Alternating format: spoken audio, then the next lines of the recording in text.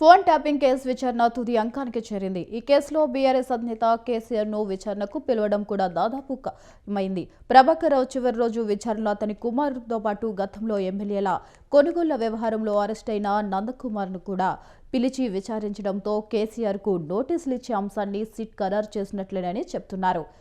ఇక తన ఫోన్ను ట్యాప్ చేసి ఆ ఆడియోలను నాటి సీఎం కేసీఆర్ బహిర్గతం చేశారని నందకుమార్ సిట్ అధికారులకు తెలిపారు. ఈ అంశంపై అప్పట్లో డీజీపీ రవి గుప్తాకు ఫిర్యాదు చేసినా పట్టించుకోలేదని ఆరోపించారు.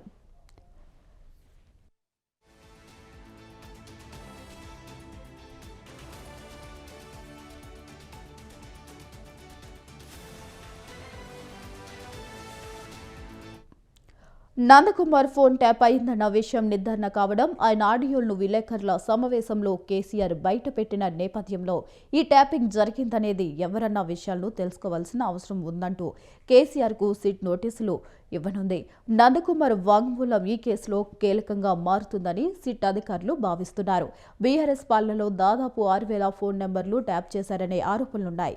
ఎస్ఐబీ కార్యాలయాన్ని ట్యాపింగ్ అడ్డాగా మార్చారనే ఆరోపణలపై సిట్ అధికారులు కీలక ఆధారాలు సేకరించారు. ఇక ఎస్ఐబీ మాజీ చీఫ్ ప్రభాకర్ రావు 14 రోజుల పోలీస్ కస్టడీకి నిన్ననే చివరి రోజు కావడంతో సిట్ అధికారులు ఆయనని అన్ని కోణాల్లో వివరించారు.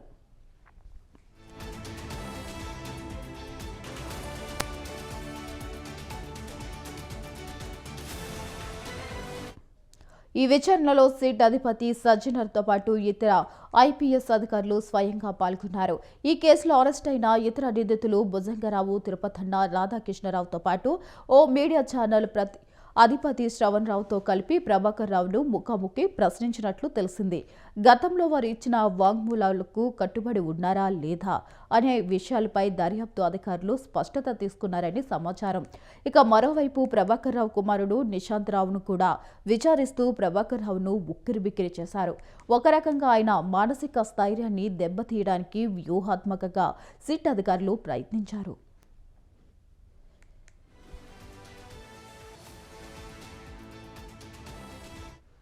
రాధాకిషన్ రావు వాంగ్మూలంలో నాటి సీఎంఓ, మాజీ మంత్రుల పేర్లు వచ్చిన నేపథ్యంలో ఇందులోని అంశాలపై ప్రభాకర్ రావును సూటిగా నిలదీసినట్లు తెలిసింది. భుజంగరావు, తిరుపతన్ల వాంగ్మూలాల్లో ప్రభాకర్ రావు పేరు పలుమార్లు వచ్చిన సంగతి తెలిసిందే. శ్రవణ్ రావు తన వాంగ్మూలానికి గతంలో కట్టుబడకుండా కోర్టులో సవాల్ చేసిన నేపథ్యంలో ఆయన ఆదాయం, ఫోన్ కాల్ వివరాలు సహా నిందితుల cell phone tower location matching ఆధారాలను చూపించి ప్రభాకర్ రావుతో కలిసి ఇద్దరిని ప్రశ్నించినట్లు సమాచారం. ఈ కేసులో కీలకమైన రాజకీయ కోణాన్ని నిర్ధారించేందుకు నందకుమార్ వాంగ్మూలాన్ని కూడా నమోదు చేశారు.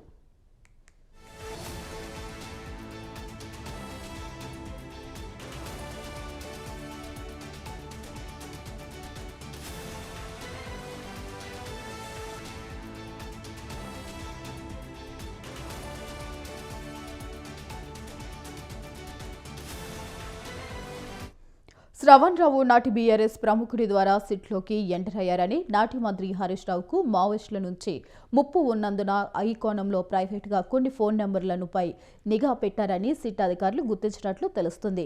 శ్రవణ్ రావు హ్యాండిల్ చేసిన పోలీస్ అధికారులు ఇచ్చిన కీలక సమాచారాన్ని ఆయన వినియోగించుకుని ప్రతిపక్ష నేతలపై నిఘా పెట్టినట్లు గుర్తించారు.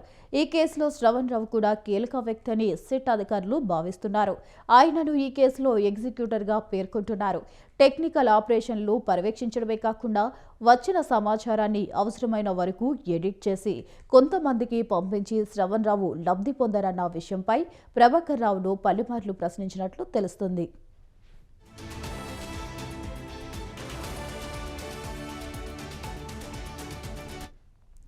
అమెరికాలో గతంలో ఉద్యోగం చేసిన ప్రభాకర్ రావు కుమారుడు నిశాంత్ రావు కొండేలుగా హైదరాబాద్లో రియల్ ఎస్టేట్, ఇతర వ్యాపారాలు చేస్తున్నారు. ఈ వ్యాపారాలకు వచ్చిన పెట్టుబడులు నిశాంత్ రావు ఆర్థిక స్థితి కన్నా ఎక్కువ ఉండడంతో తండ్రి ద్వారా వచ్చిన డబ్బును ఇక్కడికి మళ్లించి ఉండవచ్చని సిట్ అధికారులు అనుమానించి అతని వాంగ్మూలాన్ని రికార్డ్ చేశారని తెలుస్తుంది. ఇక మరోవైపు ప్రభాకర్ రావు పారిపోయిన తర్వాత నిశాంత్ రావు తన తండ్రికి సంబంధించిన సాక్ష్య ఆధారాలను నాశనం చేశారన్న కోణంలోనూ ప్రశ్నించినట్లు సమాచారం.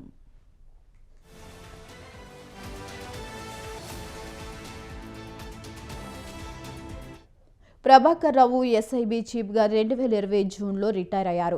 ఆ వెంటనే ఆయనకు చీఫ్ ఆఫ్ ఆపరేషన్ ఓఎస్డీగా ప్రభుత్వం నియమించింది. అంతేకాకుండా కీలకమైన ఇంటెలిజెన్స్ ఐజీగా అదనపు బాధ్యతలు అప్పగించింది. పదవి విరమణ పొందిన అధికారిని ఇంటెలిజెన్స్ బాస్గా కూర్చోబెట్టడంతో ఇంటెలిజెన్స్ ప్రధాన కార్యాలయంలోనూ 2వ అంతస్తులో ఉన్న కీలకమైన ట్యాపింగ్ విభాగానికి ఆయనకు నేరుగా యాక్సెస్ లభించినట్లయిందని దర్యాప్తు అధికారులు గుర్తించారు.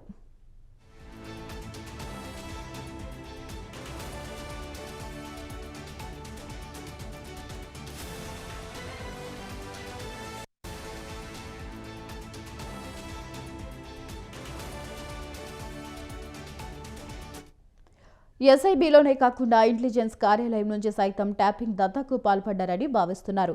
ఇదిలా ఉండగా సిట్ బృందంతో ఇంటెలిజెన్స్ చీఫ్ విజయ్ కుమార్ గురువారం భేటీ అయ్యారు. సిట్ చీఫ్ సజ్జనార్తో పాటు సిట్ సభ్యులతో ఆయన మాట్లాడి కేసు పురోగతిని తెలుసుకున్నారు. నాటి ప్రభుత్వ పెద్దలకు నోటీసులు ఇచ్చేందుకు రంగం సిద్ధమవుతున్న క్రమంలో ఈ భేటీ ప్రాధాన్యత సంతరించుకుంది. ప్రభాకర్ రావు విచారణ నివేదిక సుప్రీంకోర్టుకు పంపించాల్సి ఉన్నందున అధికారులు నివేదికను సిద్ధం చేస్తున్నారు.